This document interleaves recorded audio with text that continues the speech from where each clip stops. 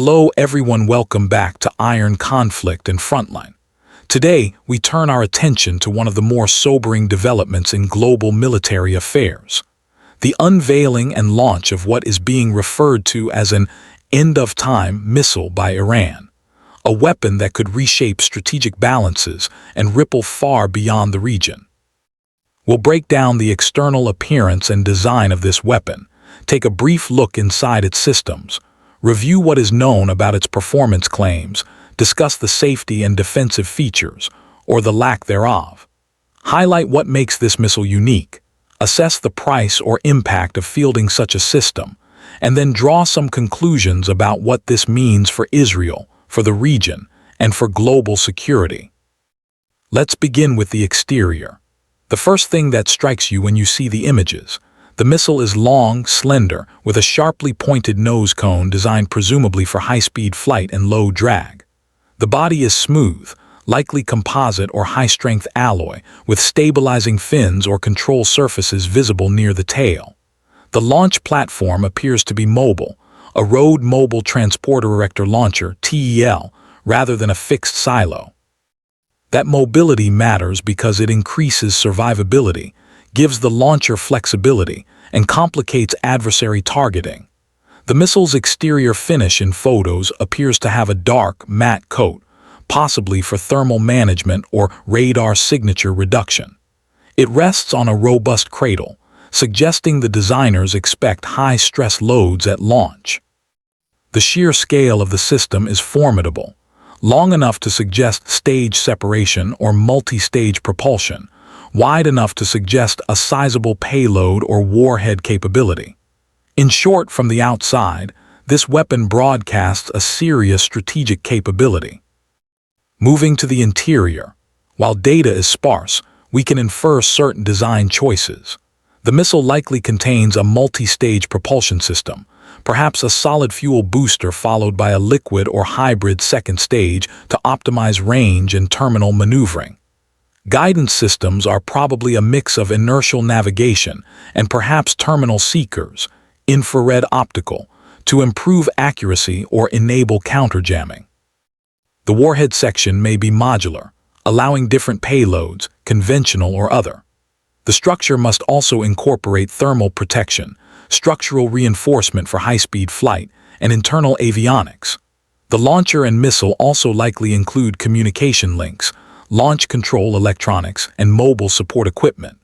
Although we don't have full internal schematics, the sophistication implied by the external design suggests a weapon built with modern ambitions.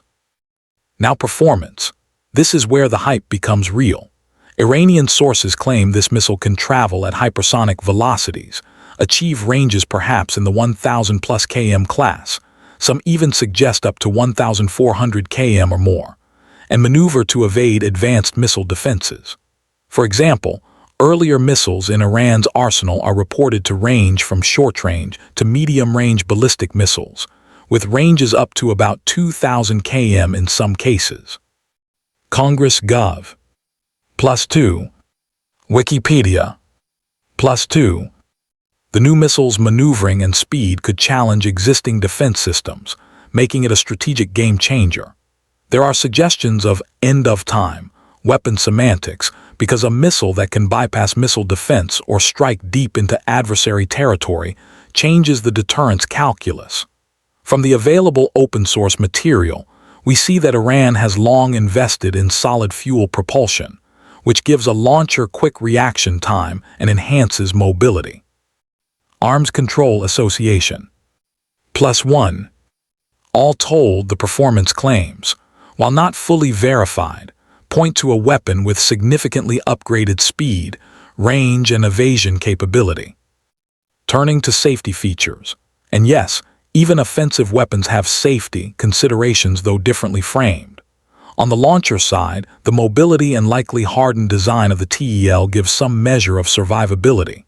For the missile itself, design features like reinforced casing, insulated fuel tanks, thermal protection shields, and perhaps redundant guidance or avionics give it resilience in harsh conditions or when subject to countermeasures.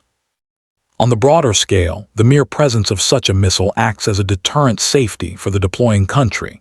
If adversaries know you can strike deeply, some escalation may be frozen out. On the other hand, the safety risk side is pronounced.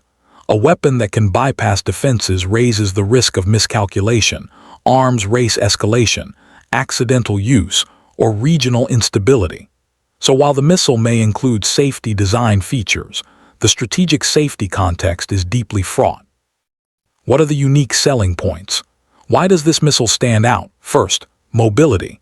The ability to launch from road vehicles gives flexibility and evasion of counter-strikes. Second, speed/hypersonic near hypersonic capabilities, meaning less time for adversaries to respond and harder interception. Third, range enough to reach deep regional targets and thus expand deterrence footprint. Fourth, evasion/maneuvering. If accurate terminal phase maneuver means existing missile defense shields may be irrelevant. Fifth, symbolic/psychological effect. Calling it an end-of-time missile carries weight in deterrence messaging and regional prestige. Sixth, modularity payload flexibility. The missile's design likely allows multiple warhead options or mission profiles, e.g., conventional high-explosive, electronic warfare, decoys. So from a strategic military marketing viewpoint, this missile ticks all the boxes. Mobile, fast, deep strike, hard to intercept, psychologically potent. Next, price/cost/impact. In weapons programs, price isn't always a dollar figure publicly released, but we can think of cost in terms of resources, strategic investment, opportunity cost, and impact. For Iran, developing, producing, and deploying a missile of this caliber signals a major investment in research, manufacturing, supply chains, and command control infrastructure. It diverts resources from other areas, land forces, navy, conventional air. The impact is significant. Adversaries must now allocate more to defense, possibly boosting interceptor systems, radar, early warning, and missile defense layers. There's also export or proliferation concern. If one country acquires, others will feel pressure to match. Strategically, the cost is escalation risk, regional arms race acceleration, and heightened instability. The benefit to Iran, however, is increased deterrence, regional prestige, and potential bargaining power. So in essence, the price is high, but the payoff, if the missile delivers on its claims, is considerable. Finally, conclusion. What does all of this mean? For Israel, this missile changes the strike-deter balance.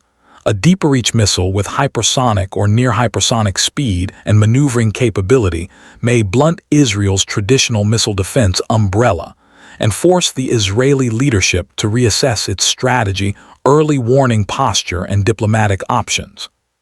For the region, other states may feel compelled to accelerate their own missile or defense programs, increasing the risk of miscalculation or unintentional escalation.